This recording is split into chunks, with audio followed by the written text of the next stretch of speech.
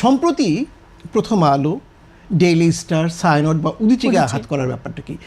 এই ব্যাপারটা একদম পরিষ্কার যে যিনি ওসমান হাদি, যিনি দুঃখজনকভাবে মৃত্যুবরণ করলেন, শহীদ হলেন, সেই ওসমান হাদির মৃত্যুর সাথে ডেইলি স্টার, প্রথম আলো, সায়নট বা উদীচীর কিন্তু যোগ পরোক্ষভাবে কি দূরতমভাবেও ছিল না। তাহলে আক্রমণটা করা হলো কেন?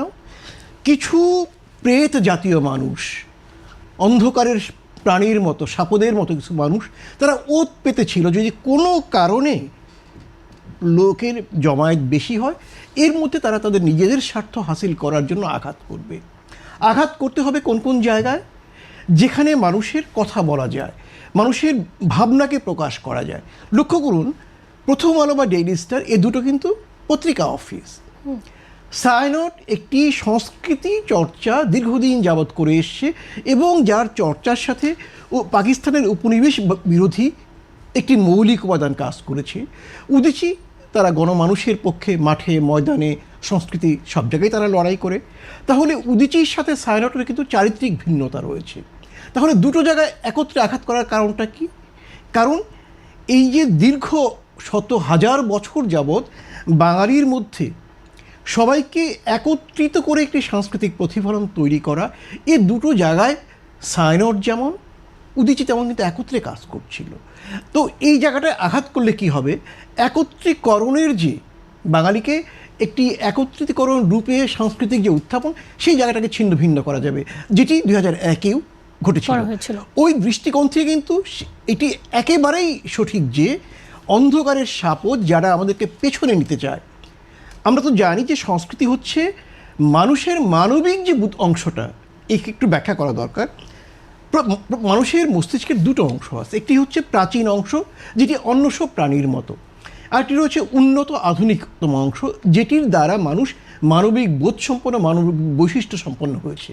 এই যে উন্নততর বৈশিষ্ট্য এবং বোধের মিলিত সংস্কৃতি, সেটা হতে পারে প্রতিদিনের জীবনযাপনের মধ্য দিয়ে, যেটাকে আমরা ভিত্তিমূল সংস্কৃতি বলি, অথবা এটি হতে পারে উচ্চতর সংস্কৃতি, সঙ্গীতে, শিল্পে, সাহিত্যে, কবিতায়, গানে যেটা আসে।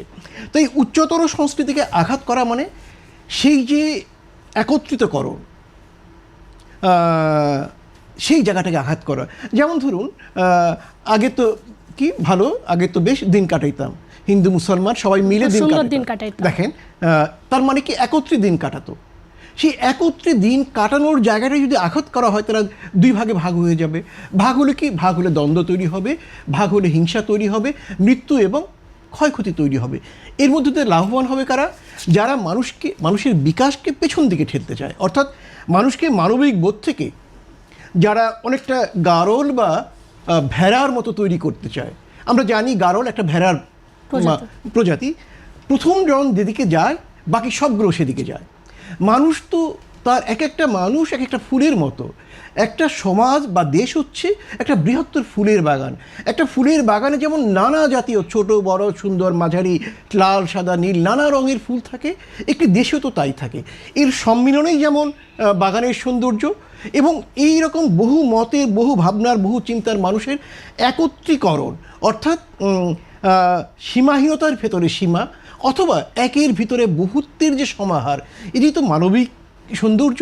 সেই সৌন্দর্যের প্রকাশ যে সংস্কৃতি, তাকে ছিন্ন ভিন্ন করতে পারলে বাঙালির এই একাত্মতাবোধ, ঐক্যবোধ এবং সমস্ত তার যা কিছু তার বিরুদ্ধে একাত্ম হয়ে লড়াই করে নিজের প্রভাবকে, নিজের ভাবনাকে, নিজের জীবন আচরণকে, নিজের সংস্কৃতিকে সামনে দিকে নেয়ার যে স্রোত, সেটাকে বন্ধ করা যাবে। সেই দৃষ্টিকোণ থেকে কিন্তু 2001-এর সায়নট এবং 2025-এর সায়নট এবং উদীচী কিন্তু একই সূত্রে গ্রন্থিত। সেই উদীচী আর ছায়ানটের ইসের সঙ্গে কি আপনি 2001 সালের যা হয়েছে সেটা মিলাতে? নিঃসন্দেহে, কারণ সংস্কৃতি কিন্তু একটা নদীর মতো। নদী যেমন একটি পর্বত বা পাহাড় থেকে উৎপত্তি হয়ে সাগরের দিকে ধেয়ে চলে অবিরত, মাঝে মাঝে সে বাঁক ফেরে, কিন্তু কখনোই সে বিচ্ছিন্ন হয় না। সংস্কৃতি কিন্তু সেরকম। আমরা আসবো আপনার কাছে, এটা নিয়ে আমরা এখন জমে যেতে চাচ্ছি জনাব স্টালিন ওনার কাছে। আপনার